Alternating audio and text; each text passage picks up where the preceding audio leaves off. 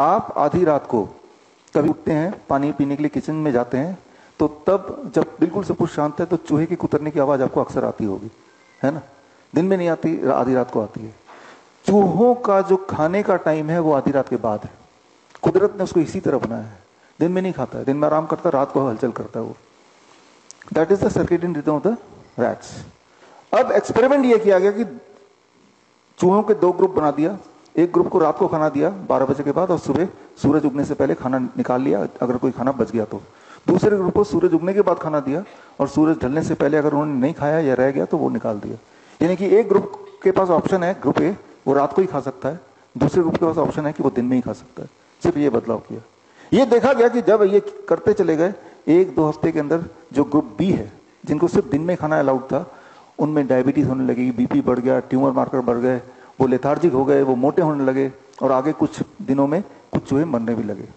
सिर्फ एक ही चीज बदलाव किया, उसके खाने के टाइमिंग को। और जो चूहे बच गए उनका फिर टाइम चेंज कर दिया, जो उनका ओरिजिनल टाइम था, यानी कि रात को खाना दिया।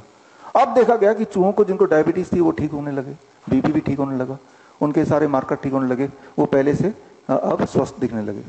बहुत ही सिंपल है कि कुदरत ने हर प्राणी का एक टाइम जोन बनाया है। उस टाइम जोन के बीच में जब आप खाते हैं तो आपकी हेल्थ ठीक रहती है। उसके बाहर खाएंगे तो आप बीमार पड़ते हैं, वापस अंदर खाएंगे तो दोबारा ठीक होने लगेंगे। Very very simple.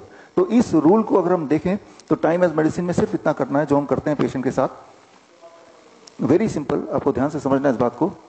सुबह 8 या 9 बजे से पहले कुछ नहीं खाना, और शाम को 6-7 बजे के बाद कुछ नहीं खाना।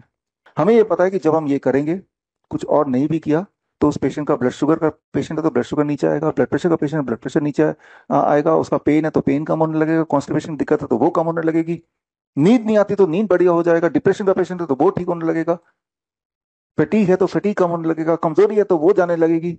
सिर्फ एक बदलाव, कि बस ये ध्यान रखना है कि सुबह 8-9 बजे से पहले कुछ ना दो खाने के लिए, शाम के 6-7 बजे के बाद कुछ ना दो खाने के लिए।